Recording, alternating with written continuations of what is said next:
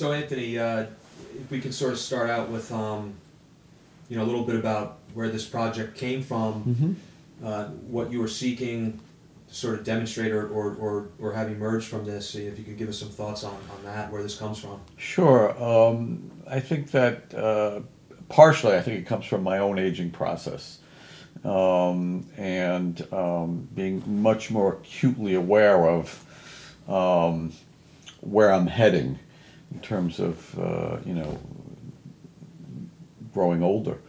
And since there's an increased aging population occurring in America, wanted to try to. I was always interested in what is it like for individuals who are growing older, 70s, 80s, people living longer, and what kind of lives do they create for themselves? So, there was an interest in knowing, as they've lived in their life cycle, have they accumulated any degree of wisdom along the way? And if so, what is that? And how can that be kind of shared to a younger audience or to anybody in particular that might be interested in watching something like this? So it had kind of been marinating in my brain for quite some time, and I think you and I had the opportunity to talk a little bit about it and agreed to try to give it a go, and then that's how we started the inception of this project. Yeah, came to be. Yeah. Well, so along those lines, like you said, we had talked about it, and I knew this was something that you were sitting on, I think, for quite some time, and really just was a matter of finding the right people, I think, to make this. Right. You had the idea. You can certainly talk to people, based on your background and everything else. Right. And then, of course, I said yes, realizing that I was sort of in over my head a bit. Yes, we can make this, but we had to bring somebody else in, that could certainly help out with this. And that's where Jake comes from. Mm-hmm. And so, along those lines, Jake, if you could sort of, what's your recollection of me sort of coming to you with this and saying, asking if you wanted to be a part of it, and I'm not sure how I really described it and what you thought this was going to be versus what it's turned out to be. I don't, if you could illuminate that a bit. I don't recall exactly how you would explain it, but you gave me like the gist of what you guys were doing, and it sounded like a very interesting project. Though I didn't know exactly where you were going with it, like what the end goal was. But it sounded like a very cool, interesting project that I was happy to be a part of. Yeah, well, you've been great. Appreciate the help that you've given us. We couldn't have done it without you. The other thing I think maybe we could talk about is, since I'm the senior of the group here, I had been thinking about, while we were videotaping people, as you're watching this happen, I'm wondering what your reactions were to some of the videos of the individuals that we did. And so I'd certainly like to hear from both of you, since you're a younger crew and, watching older individuals. As far as like the finished videos, I would actually need to go back and watch the finished videos again, but like just remembering as we're sitting there filming it during the actual interview process, it's very interesting. All the people we've interviewed so far have had very different and fascinating lives, and they all seem to have different things that they can take away from their experiences. Though I think they all sort of have a general theme going, across all of them. There's as much as they're different, there's still some similarities in there. Right. Yeah. Yeah, I was thinking about that too. I thought maybe we'd see a lot more in the line of regrets, a wasted life. There's only one that's sort of, I think we saw glimmers of maybe some regrets, but that person still had a very fulfilling life. And rightly so. They've been very fascinating. I thought what we would get would be much more this contemplation of death and not to be that dark, not that we really are pointing at that, but like I thought there would be more fear of time coming to an end, or that kind of stuff, and that really hasn't been the case. And there have been some lessons here. And this idea that you've kept asking, if you could provide a prescription for a younger audience that may be watching this. To be honest, I never thought I didn't think that was going to emerge from this, but it has been. Marsha's been very good. Essentially, they've all sort of had their own sort of takes on this, where this idea about major life decisions. I think that's what I pull from it is this idea of how to approach major life decisions. And I think many of us kind of fear that too much, as far as where we live, career, how we make money, will we make enough money, who we decide to cohabitate with, marry, these sort of things, and these people have sort of reflected in. I think the idea is to sort of follow your happiness or follow your, your traits, your gifts, and follow your path. Don't worry too much about social norms or what others may perceive to be what your path should be. Right. Do what makes you happy. Yeah. It's fascinating. Yeah, I think that there was that theme that with all of them, they made major changes. I mean, Marcia was married. She indicated she had married a Harvard professor and moved up to Boston and lived there for a number of years, but really was unhappy with the whole experience and left. Had the courage, at that time of life, that in that, it must have been the 60s. Women just didn't do that, although they were starting to. But she made, very, very courageous changes in her life along the way. So that was the theme I think, for all of them. I think Charles had more regret about certain things than the others, the other individuals we videotaped. In terms of marriage, possibly. But he too, when I think about, he went to work. He said, I think I remember, he went to work for someone, and couldn't do it. He wasn't in him. He was unhappy, and he left and started his own business. So in that sense, he too made those courageous decisions based on their internal, guidance system. Yeah. I think the idea is sort of what's emerged is this idea of it's never too late to change your life, or we're not married to unhappiness. Yeah, that's nice. Or again, it is limited time. So although maybe there's some thought about our mortality and the fact that we won't be here forever, there's not really a need to dwell on that. Right. But the point is to not waste the time we do have here. That's right. That's right. Yeah, Bill Goodwin, I remember him saying, he went to this movie with his mother, and what was the title of that movie? The Man with the Golden Arm. The Man with the Golden Arm, and there was that drum, that music, and he remembers, he didn't know he had an epiphany at that point. He was 11, 12 years old. He said he didn't realize what was happening to him, but he knew that that's what he wanted to do, and he did it. He dropped out of high school, right, in 8th grade, 12th grade. He quit high school. He said weeks before graduation. Yeah. So here again is someone, having the courage to take a risk and follow his intuitive process, and and became a famous musician and drummer and made a career and I think all of them in their own way had those seminal moments where they had to choose between playing it kind of safe, Yep. versus taking the risk and go for it,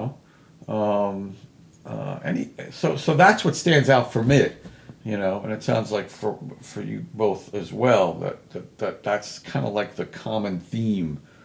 Mm-hmm. Yeah. Let me ask real quick. So again, this is an idea that you've been sitting on, I think, for several years. What did you think this would be? What did you think would emerge from this? Brandon, I had no idea what would this was kind of like an exploratory process. you never know what people, when you're talking to people and interviewing people, I never know what the hell they're going to say, or how open they're going to be, or how revealing. So I really didn't know. I didn't know how people would answer. My question of what would be your prescription if you could offer a prescription as to how to live your life going forward for a younger audience or just people in general. I didn't know what I'd get, and we've gotten a whole variety of different responses. I mean, Bill Goodwin, I remember say he answered the question, which I thought was great, very simple.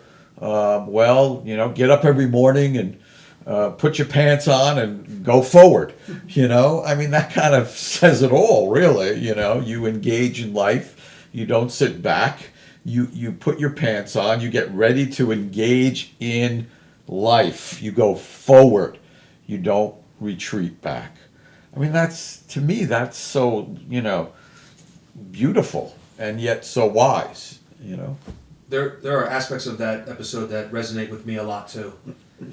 Sort of what he sees as being sort of in the game, or sort of in the there's a community for him being a musician. If I don't know someone, I can get an introduction, but it's about being involved with others. It's about being with other people. I think there's something special there, and I think he found the mechanism that would put him around a lot of people because it's about having a vibrant life. It's about collaborating and communicating and bouncing off others and sort of that was fascinating too. But again, and about moving forward and sort of that's the point. It's about chasing happiness, I think. Yeah. And there's something interesting about the human condition or the humanity of all this, or why we're I don't know, but why we're here. Yeah. Any thoughts, Jake? Any other thoughts that you had about any of the Rimbergs or the? I mean, the one I found the most fascinating was definitely Bill Goodwin. But yeah, it's just the number of changes he went through to and just in general, just the fascinating where he grew up. The options basically he had before him, the avenues, and he sort of forged his own path, even with the many options he had. I thought that was very fascinating. All those creative people surrounding him and his parents. That was interesting. The Rimbergs were also interesting to me in a variety of different ways. I mean, Dave Rimberg also in the interview indicated that he had to make a really radical decision regarding was he going to be loyal to himself in his decision to marry Andrea, who had been married, had 3 young children. He had never been married before, but loved her, and risk the disapproval and rejection of his parents for doing so. And that is not an easy decision to make for a young man. He was very young at that time, starting out in his life. But he did it. He did it. He was loyal to himself, and he remained loyal to his internal, guidance system, so to speak. And that was radical. He was Jewish. I don't know if she was Jewish. I don't know. Yeah. I don't know. But he in that moment made a very big decision and affected his life for the rest of his life. It's this idea of am I part of this larger family that was once created by my parents deciding that they were going to create their own family? When is it my turn to do the same thing? When is it ever okay? I mean, it seems like there's always going to be that detachment, and there's going to be that fear of I'm stepping away from what I've always known, Right. maybe off into the wilderness on my own. If this doesn't work out, how easy is it to go back? Or, it's just an interesting question. At what time is it the right time to basically say, I'm going to make my own family? Right. And he had to make that decision. And he had to know and make that bet on it being the right one. Right.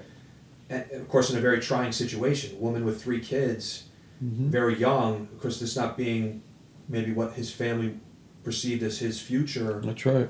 But it was his time to make that decision. Yeah, and there remained the possibility that he would not ever have his own biological children with this woman who had 3 children. So yeah, that was a pretty tough thing to do, and it turned out evidently okay. And Andrea, her story is equally as compelling in the sense that she raised 3 young children and was a mother who took care of them, and then later on in life decided she wanted to do something in the arts. And I remember her telling us in that how she decided to become a sculptor. She closed her eyes and had some book or something and just pointed onto whatever her finger landed on. That's the particular creative art that she was going to focus on, and it happened to be sculpture, and she's done pretty good with it, so. And she made tough decisions too. She had 3 young kids. She left her husband. That didn't work out. That wasn't an easy decision either. So, so that's the theme, I think, for the wisdom that these people kind of shared is that and she said, follow your own passion. What you're passionate about, don't let anybody deter you from following through on that. I think there's an angle with her too, in the sense that, her and her husband are very complementary to each other's lifestyles, because they're actually very different. In her case, it's sort of this idea that, outside of raising the kids, she's largely been an artist type of person her whole life, and I would argue really not that concerned with making money. Yet she's never really strayed from that. She's never said I got to go get an office job. Right.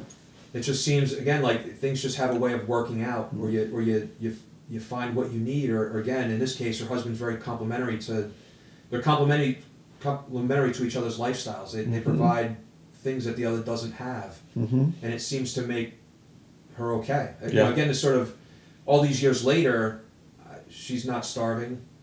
Everyone's okay. Sort of this idea of not being so afraid to just be who you are. Exactly. Things in all likelihood, things will have a tendency to work out, to find a way. Yeah, and the thing that I liked about those two, they're not slowing down. No. Most of these individuals continue to have a very involved, attached, creative life, and have when I asked them, what are your hopes and dreams for your future, they had a long list, both of them, of what they wanted to engage in as they go forward. They weren't concerned about slowing down or anything like that. I remember David mentioning he was interested in making a cooking show because he likes to cook so much. Yeah. I thought that was very interesting. Yeah. So that they were very engaged. Bill Goodwin, Mark, all very engaged people.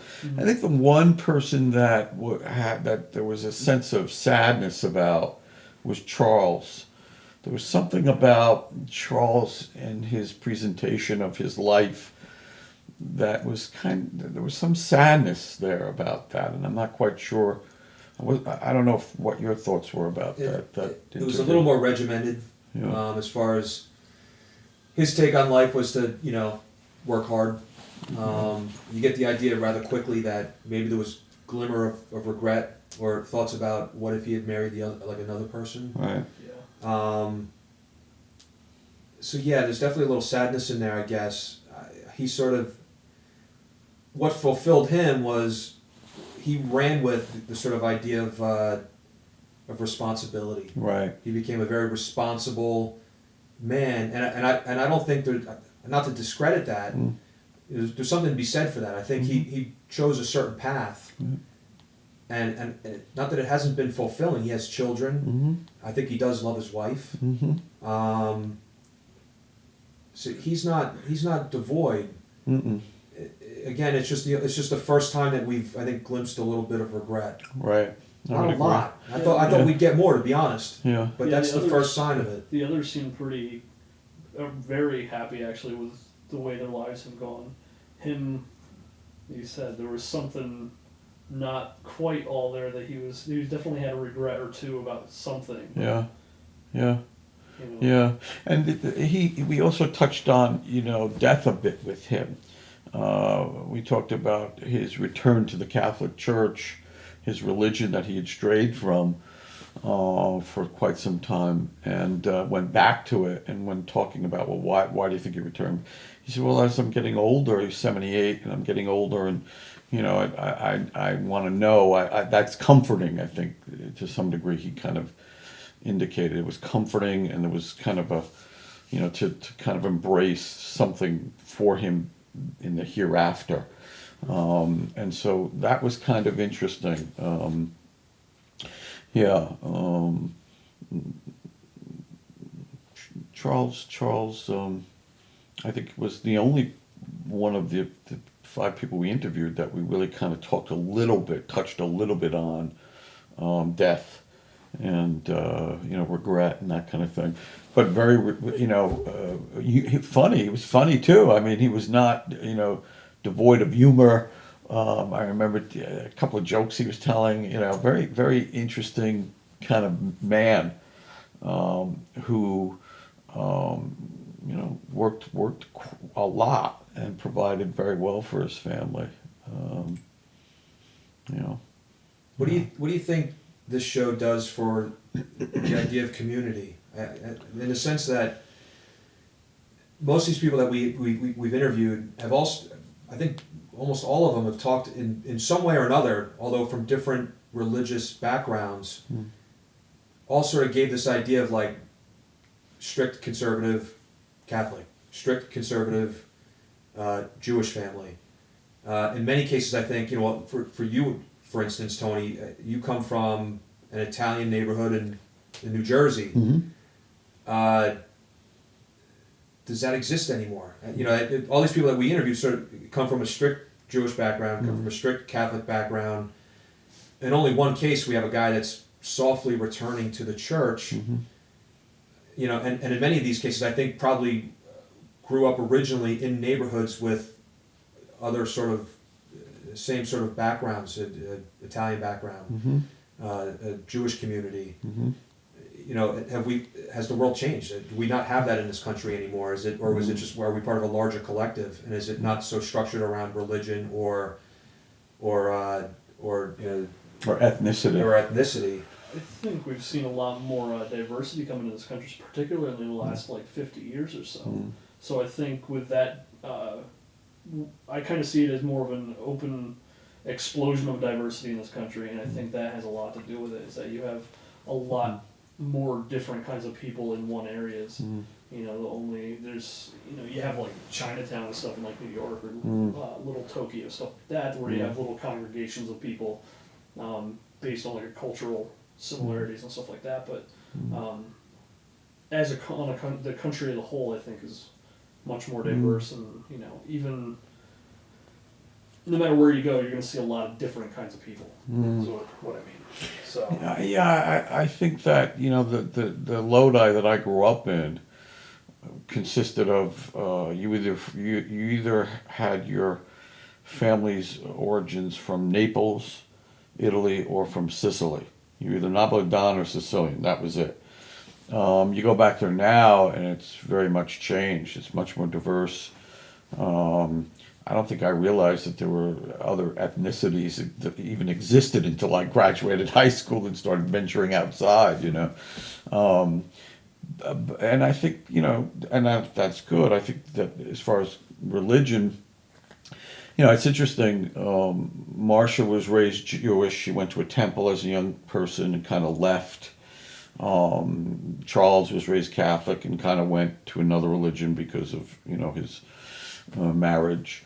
Bill Goodwin never really had an involvement or immersed in religion. I think his religion was the creative process and creativity and music. And although he did say that for a brief period of time, he did toy with a neighbor's family who were, I forget, they were some religious denomination.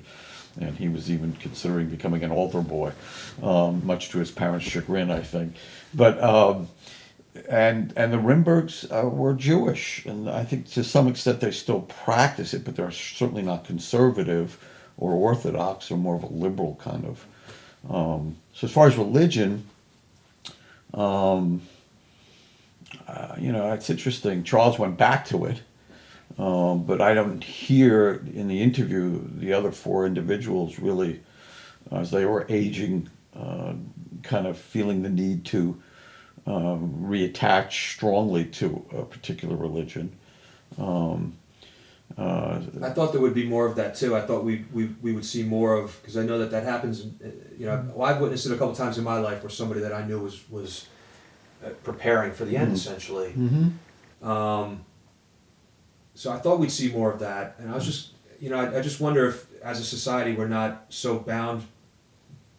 If that's not sort of the thing that binds us as a community anymore. It's more of, we can relate, or each one of these individuals will say, I'm Jewish, I'm Catholic, but that doesn't denote where they live.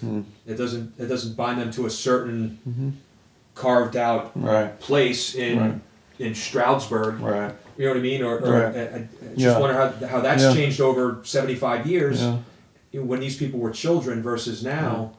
Yeah, I think the melting pot is melting for a lot of us. I think it also depends on what generation of I'm second generation born here.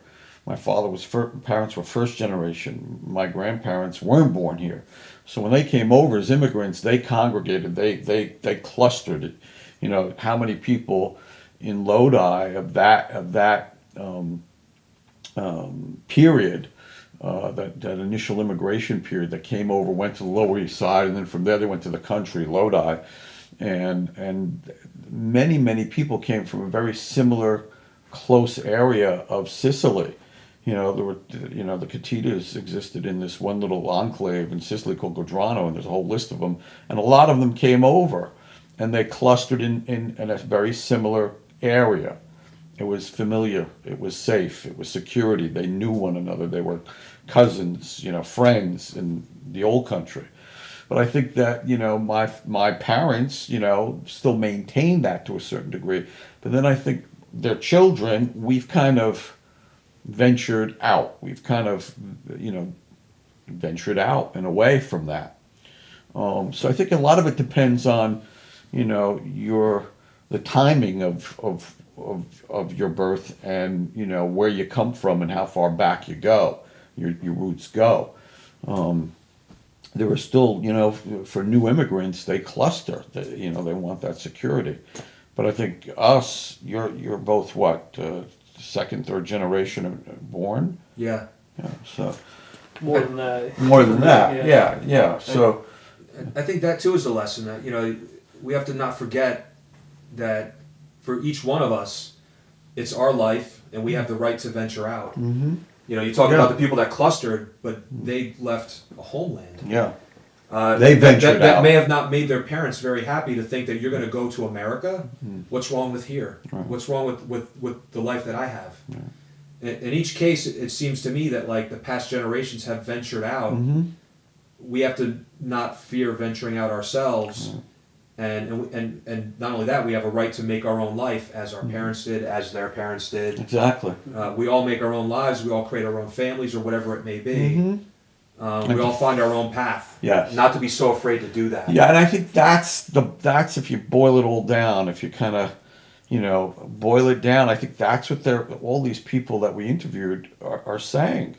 That you've got to be willing to trust yourself, follow your passion, venture out, even if you lose the approval of significant others in your life. You've got to remain true to yourself and venture out and make your own life, whatever that looks like, whatever that becomes. Maybe that's what Bill Goodwin means in the sense of always be moving forward. Yeah. Venturing out. Yeah. Yeah. Move forward. We can never go back. We never should want for a better time or we always have to move forward. Yeah, I think that kind of sums it all up, really. The thing that I'm curious about is if we were to interview people in their 80s and 90s, I'm wondering if we'd find that there was more of a willingness or to discuss death. That topic it didn't seem to. I tried to on occasion, steer it into that area, but there was I'm a curious resistance to that. I'm kind of curious if it's that they're not really concerned with it. Yeah. Or if it's maybe a fear. But I didn't really get that from any of them, that it was a fear-based thing. Right. It's just they're not concerned with it. They're not thinking about it. They're Right. still living their lives. Right, and that's what I'm curious, because I'm wondering if we went into the 80s and the 90s. I'm wondering if that'll change. Yeah, if that might emerge Yeah. in some way, to some degree. I don't know, maybe not. I don't know. I'm curious about that Yeah. though. Well, I think that's interesting. I mean, by design with this project, one would have thought that we'd be getting this with this age group, but that's, like you said, I mean, people are living much longer. We're talking about, people that are still on the road, own art galleries, running businesses, Yeah. very vibrant lifestyles. Really not much different from any of the rest of us. Exactly. Yeah. But I mean, there's still a lot here.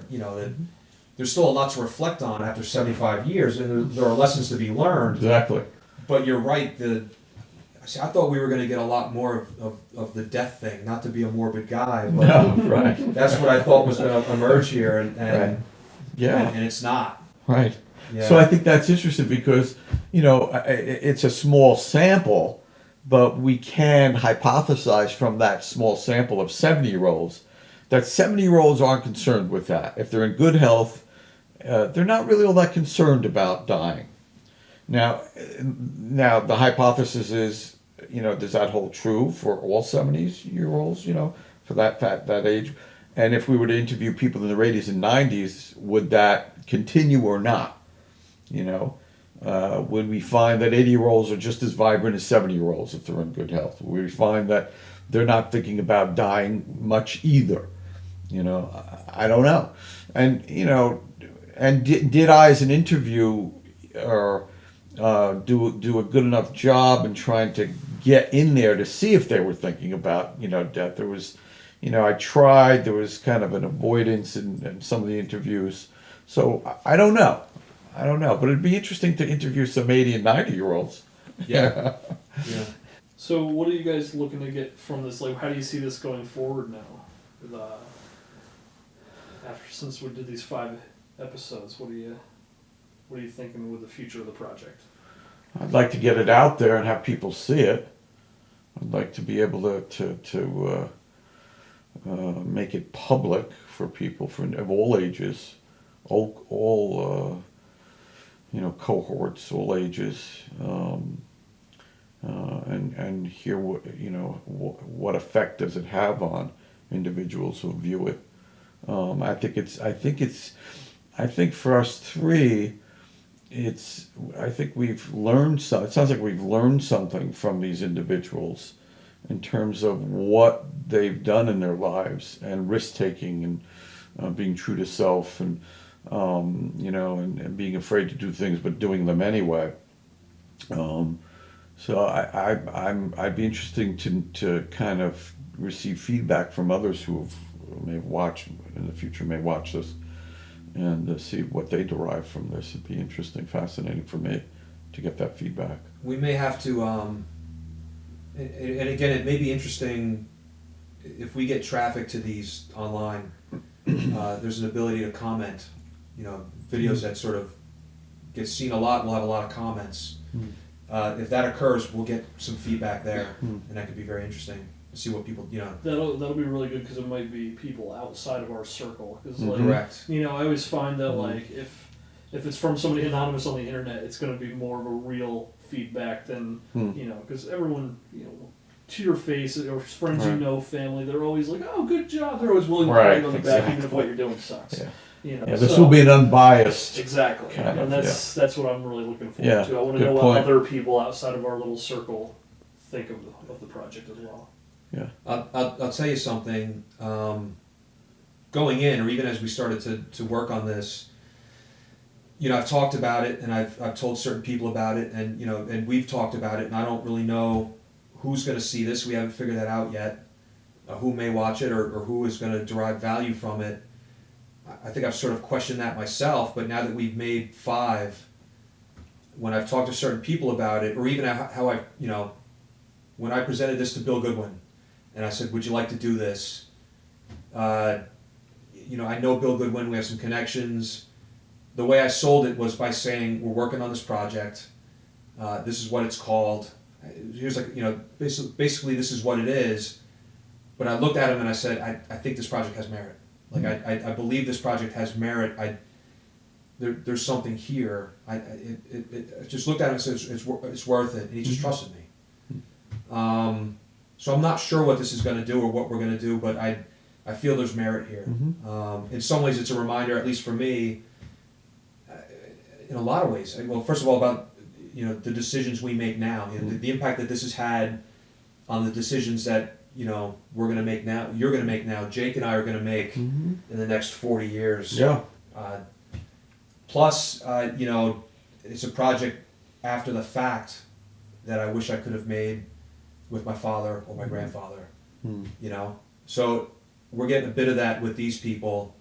It's very similar, and it for me it's just a nice reflection. I think it has value. I would agree. Yeah. I would agree. I have those same sentiments. I wished I could have videotaped, you know, my grandfather and grandparents and my father and mother. That would have been special. So yeah, but I agree it does have merit. So we go forward.